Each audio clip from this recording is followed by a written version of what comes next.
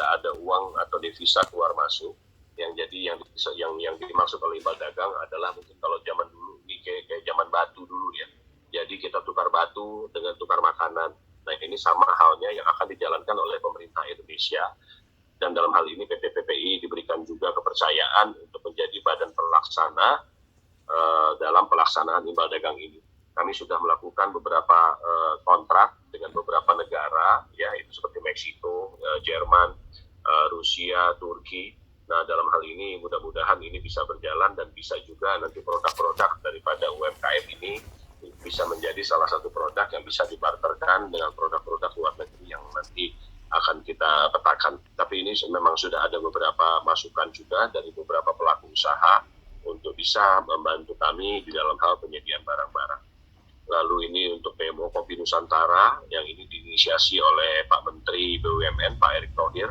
Kebetulan saya juga menjadi salah satu anggota dari PMO Kopi Nusantara ini, yang mana niat baik dari Pak Menteri ini untuk bisa meningkatkan kualitas dan juga kuantitas daripada produk-produk kopi.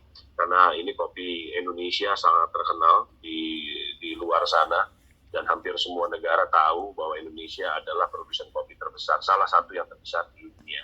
Dan ini beliau membuat satu PMO khusus untuk bisa mengembangkan kopi kita, kopi Nusantara kita. Lalu penjajakan pasar internasional, kami juga sudah melakukan beberapa komunikasi yang tadi saya sampaikan dengan IPPC ataupun dengan atas perdagangan di seluruh dunia. Lalu kami juga sudah punya warung pangan, aplikasi ini yang menjadi andalan kami sekarang untuk bisa menjual minyak goreng. Nah, ini PPI ini adalah salah satu perusahaan dari dua yang sekarang ditunjuk oleh pemerintah untuk bisa menyalurkan minyak goreng ke semua masyarakat di seluruh Indonesia melalui aplikasi. Ya, sebenarnya minyak goreng ini dari Februari awal tahun ini PPI atau ID Food ini membantu pemerintah untuk menyalurkan minyak goreng curah.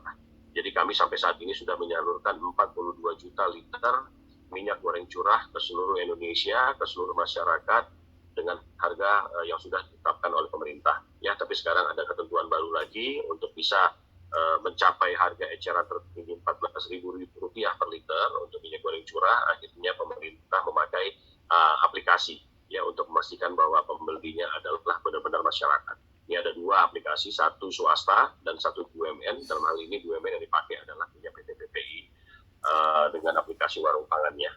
Lalu kami sudah juga mempunyai beberapa representative office yang tadi saya sampaikan di tengah materi saya. Next ya.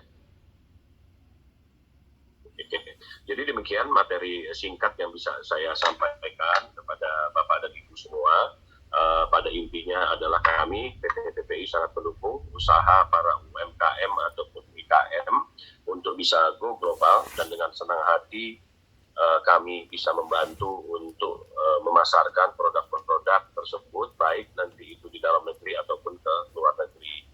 Jadi nanti setelah diskusi ini atau setelah pemaparan saya, mungkin bisa saya cantumkan nanti nomor telepon handphone saya untuk para pengusaha untuk berdiskusi secara lengkap, secara detail mengenai produk, mengenai potensi di luar negeri untuk bisa membantu Bapak dan Ibu untuk bisa go internasional ataupun global, ataupun kalau mau singkat untuk mempercepat proses, kita bisa bantu juga untuk perdagangan di dalam negeri. Demikian dari saya, Mbak Salsabila, pemaparan singkat saya. Mudah-mudahan bisa mendapatkan sedikit masukan untuk Bapak dan Ibu semua yang hadir dalam acara ini. Demikian, terima kasih. Wassalamualaikum warahmatullahi wabarakatuh. Waalaikumsalam warahmatullahi wabarakatuh. Terima kasih banyak Bapak atas pemaparan materinya. Baik, saya lanjutkan ke para peserta yang ingin bertanya, sangat dipersilahkan. Mengingat waktu yang terbatas, mungkin kita batasin untuk 2 pertanyaan saja hari ini. Baik Pak, ini ada salah satu peserta yang mungkin dari tadi memperhatikan, menanyakan produk upstream, midstream, dan downstream itu seperti apa ya? Baik, yaitu langsung saya jawab aja ya Mbak ya. Nah, jadi ini produk-produk yang menjadi produk unggulan unggulan ya, menjadi produk yang dicari oleh negara-negara mitra gitu ya. Nah, itu produk-produk tersebut yang nanti kami golongkan itu upstream, middle stream atau upstream. Nah, itu yang nanti bisa kita klasifikasikan bersama. Mungkin itu Salsabila. Baik, selanjutnya. Nah, lalu ada pertanyaan juga, mungkin bisa langsung saya jawab ya. Ini kalau pekat nih, bagaimana untuk menjadi mitra PPI?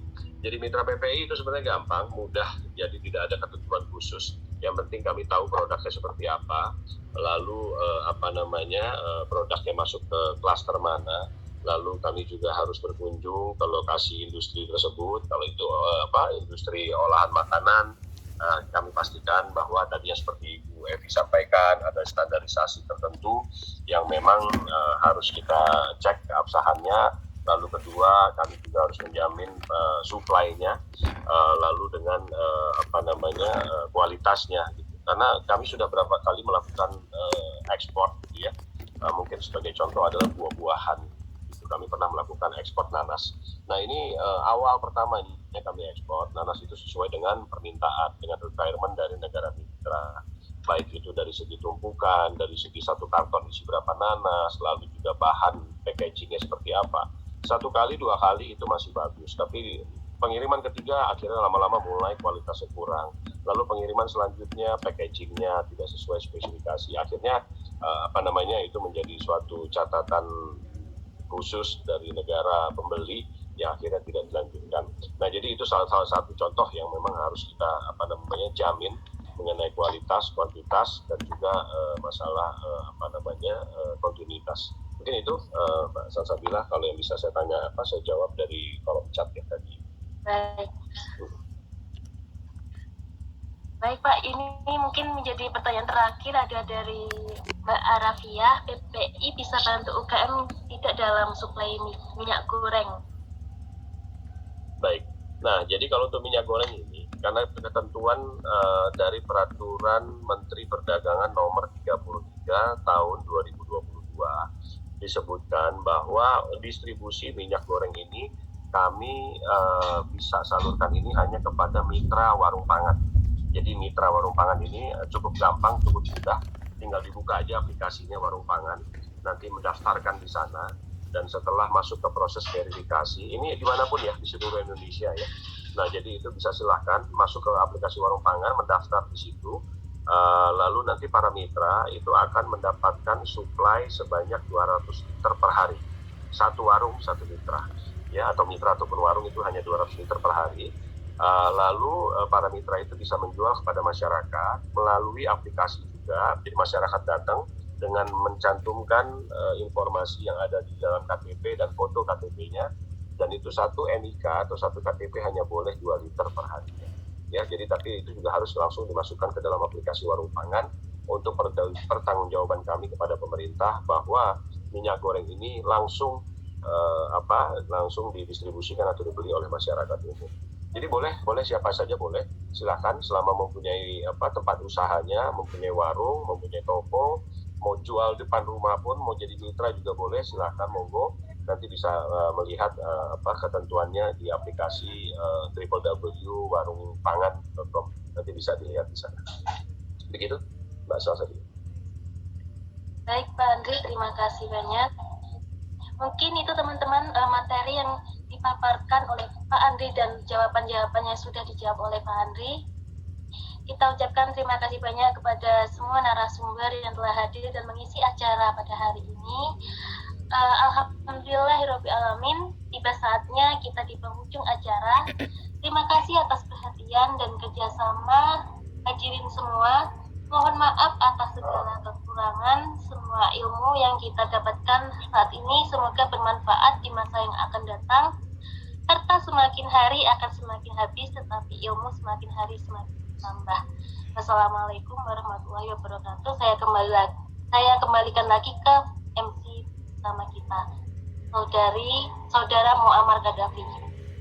Oke, terima kasih banyak Mbak Salsabila atas bawaannya. Sekali lagi kami ucapkan terima kasih banyak kepada Bapak Andri, Bu Muti, Bu Evi atas pemaparan materi yang sangat luar biasa ya, para hadirin semua.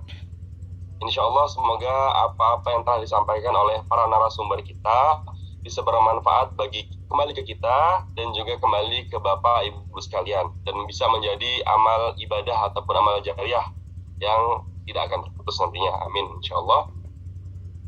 Baik Bapak Ibu sekalian, mengingat kita sudah sampai di penghujung acara, namun sebelum itu kurang lengkap rasanya kalau kita tidak mengabadikan momen kita kali ini. Jadi dengan ini saya minta kerendahan hatinya Bapak Ibu sekalian untuk bisa kembali kita mengambil sesi dokumentasi, kita ambil perfotoan sedikit, foto bersama para narasumber kita yang hebat pada siang kali ini.